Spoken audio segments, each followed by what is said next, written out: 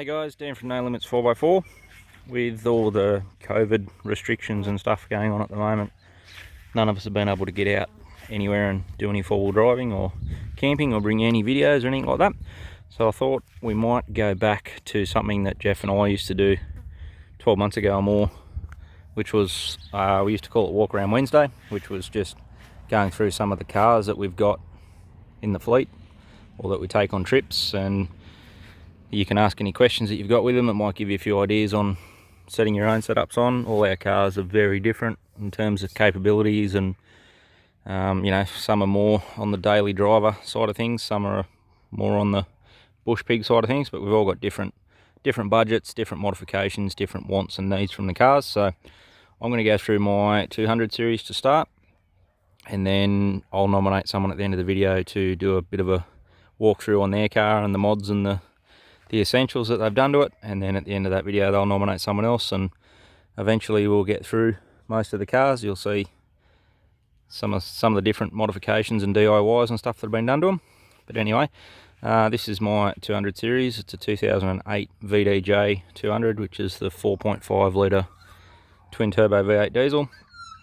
This is my work car, obviously, with the sign written all over it, but it's also my family car, the tourer. We go on holidays, camping, towing boats, towing the caravan, camper trailers, bikes, whatever. So it's, yeah, it gets used 90% of the time. This is my everyday office and, yeah, our main family car. We've also got the patrol, obviously, but it's designed more so just to be the car that we can knock around a bit and not have to worry about. Don't have to drive it on work on Monday, sort of thing.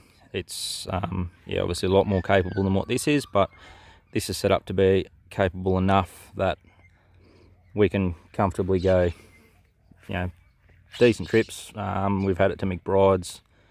We can, you know, we had Moreton planned last week, but that didn't happen, obviously, with the lockdowns. This car was supposed to do Cape York in September this year, but that's not going to happen now either. But that gives you an idea of what we use it for, what it's set up for. So yeah, it's the V8 twin turbo 4.5 diesel. The motor has had a little bit of work done to it. It's got straight through twin 3-inch exhaust, no mufflers, no cats or anything like that, just straight through. It's got the Safari RMAX snorkel to help it breathe a bit better. It's had a full custom ECU remap, bigger injectors, and it's pushing, on paper apparently it's close to 1,000 Newton meters, but yeah, it certainly goes. It's very happy with, for the weight of the car, it's very responsive and absolutely flies, so I'm really happy with it. Other than that, under the bonnet, it's just a secondary fuel filter, the dual battery with a BCDC 1240 red arc battery isolator and charger with the solar input. It's got the solar running up to the roof with an Anderson plug up there, which we can plug the solar panel into. Other than that, it's just a secondary fuel filter and a catch can, and it all looks fairly stock standard under the bonnet. All the work's been done internally, so there's, yeah, not much to show you under there. Starting at the front, ARB bar work, which is the deluxe bar, bull bar, side rails and steps. I did Raptor coat that, so the original finish, the powder coating, was starting to look fairly faded from using truck wash and stuff on it, and yeah, just looking pretty shabby, so I dressed it up with a Raptor coat, which I think came up really good. I really like the finish on it. We've got the Steady, or the Steady, depending on how you pronounce it, the Type X. They're the new Type X Sport, which are a little bit cheaper than the Type X Pros. Really happy with them. Great lights. It's running a 12,000 pound synthetic rope winch with yeah, wireless remote. It's got the Sabre off-road little fair lead in there just to dress him up, which I like, and the big hook. It's running the rope protector on it as well. We've got the GME AE 4705B big whip aerial, which you can take the top off and put the little 2.1 dB on there for if you're in more hilly country.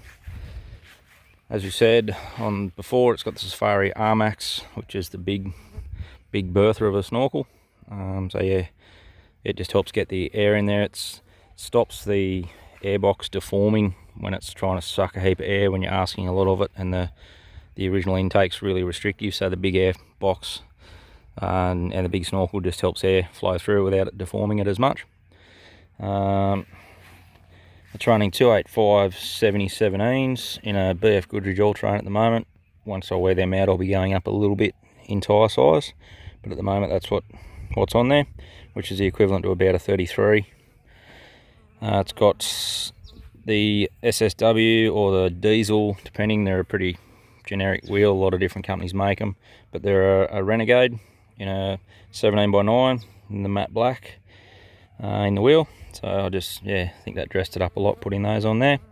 Suspension wise, it's running a 2-inch, well, it's about 2-inch in the back, it's about 2.5 in the front, and it's a ARB full remote res BP51 setup, which is fully adjustable. You can adjust the compression, the valving, you can adjust rebound, spring rate, all that sort of stuff. So really adjustable. I do need to dial that in a bit better yet. It's a little bit not where I want it, but it just seems to be a little bit too easy to unsettle with it being quite top heavy and stuff, so I need to play around with that a little bit, but we'll get there. OCam mirrors, which is, they were on the car when I bought it. I had the clear views on the Hilux and I was really happy with them. The OCams are obviously a direct rip-off and quite a bit cheaper, but I can't say that there's any difference with them, to be honest. So I've had both, they don't seem too bad. I would say the clear views probably lock into position a lot more. Like, yeah, they still have a point where they lock in, but they're a little bit not as direct as what the clear views. They don't feel quite as good, but I'm certainly happy with it. Up the top, we've got the Rhino Rack backbone Pioneer platform. As we said, it's got the unison plug connection there for the solar, and it's, yeah, we've got the rod holder, the rod holders up there, we've got the shovel holder, ore holders. The eyelet's just set up for how, yeah, when we go away we put ARB bags and stuff up there. We've got the treads up there.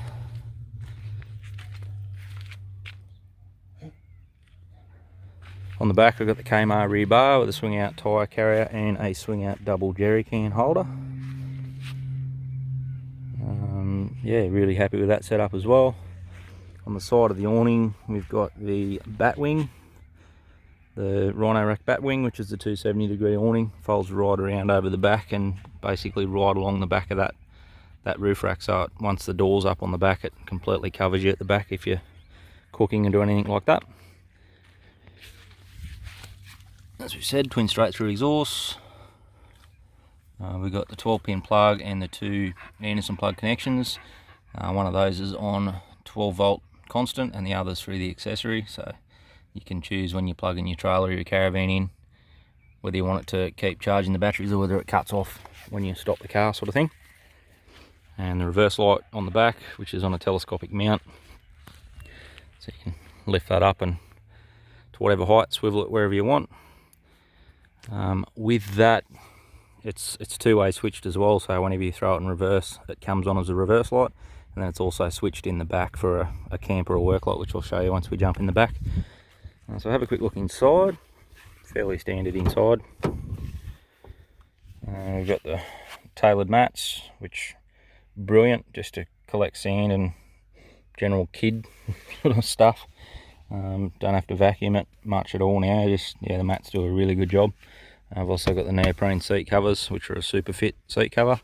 They fit really well as well, and the console cover. Jumping inside, just got the Oricom all-in-one UHF with the unit mounted in behind the stereo there, but it's also got the external speaker in the mic, so that's really good. And we just chucked the GME magnetic holder on there as well, which saves you fumbling around and scratching the dash trying to get it in.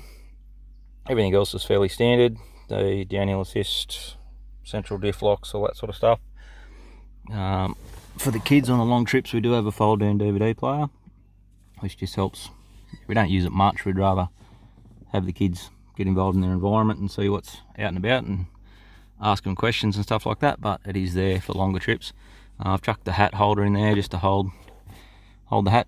It's easy to grab when you want to jump out, otherwise if it's too hard to get, you're just not going to bother with it. So we've got the WTX, which is a wireless charger. It's also motorised, so once you put your phone in there it clamps it down, and obviously wireless charging, so yeah, it's really good.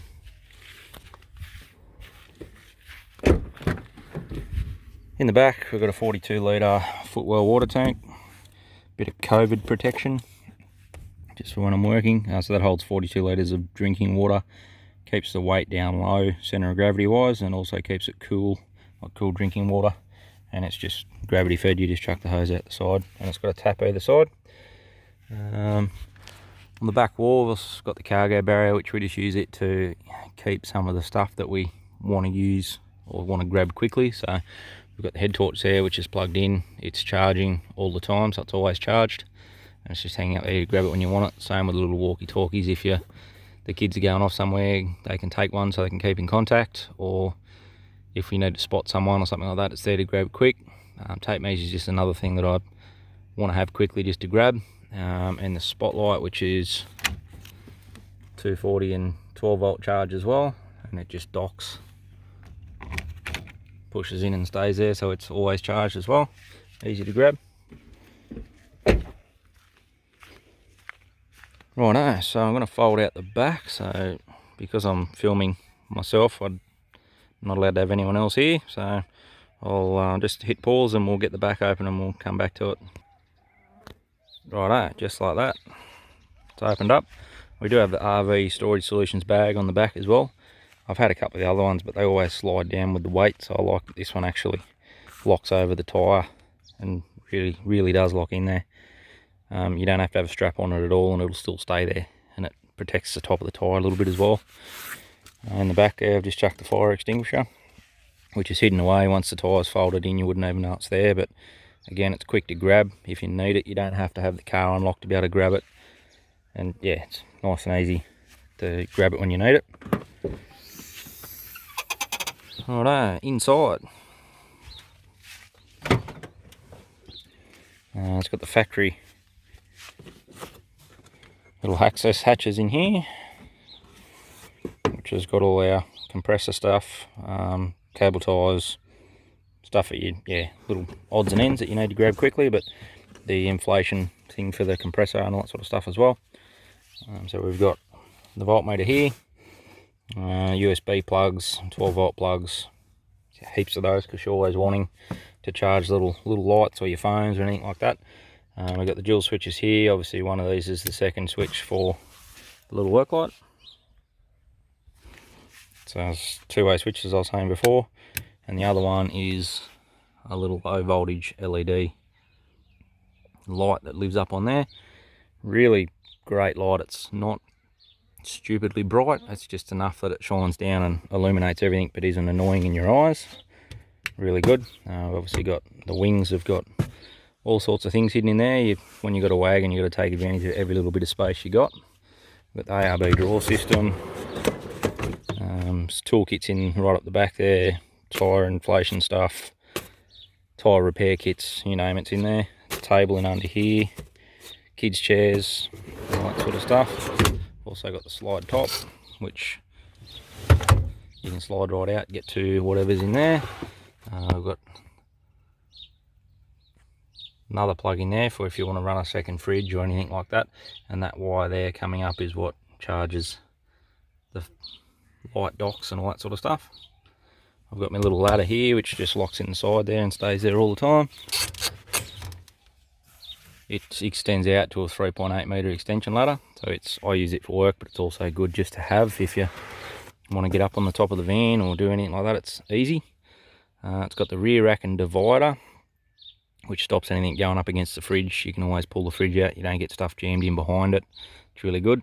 And the top shelf, we've got our two big camp chairs up there and a little travel porta cot. Obviously a lot more room for drone bags and stuff that can go up there. On this side, obviously got another drawer, and we've also got the pull-out table in there as well, which you can have right out, or you can lock the drawer in and just have it there as a little preparation area. Chuck your cooker on it, whatever you want to do. It's really good. With the compressor, obviously the switch is over here. It's all mounted in the wing, and we have a pull-out auto retract hose reel, so that'll go right back and pump up tyres on the caravan or whatever you want to do. It's a really good setup. The other thing we've got in here, which I need to talk about, is the Ridge 4x4 tilt slide. Didn't go a drop slide. I've had them before, which I don't not like them. It's just wanted to go something a bit different and a little bit simpler. So we've got the tilt slide on this one. I changed it around because originally these arms are on the opposite side, so this section here actually comes out and it bolts down, you know, proud of the slide, and makes it about 50mm wider each side, which is wasted space. It meant that I had to use it, I had to bolt it down to this wing, which I could then not open, and also had to bolt it down to this slide top, which I couldn't open. So I was nearly to the point where I wasn't going to bother with it, but I just nutted it out over a few beers, swapped the left to the right bracket, notched it out so everything works, and then obviously it bolts down underneath the fridge now and not out a lot wider, so it's kept it, like I said, it's nearly knocked 100mm off the overall width of it, which is awesome. So you've got the additional lock there, which just, in case something fails with this draw slide, it just stops it coming right out. But you just basically lock her out like that, pull her out, give her a bit of a pull down, and she'll come right down. It's on gas struts. The one negative that I'd have with the slide is that I think the gas struts are probably a little bit too strong. If you've got the fridge full, it's great, because it'll sit down there right, you know, right where it is, and you need to give it a little bit of help just to get it up.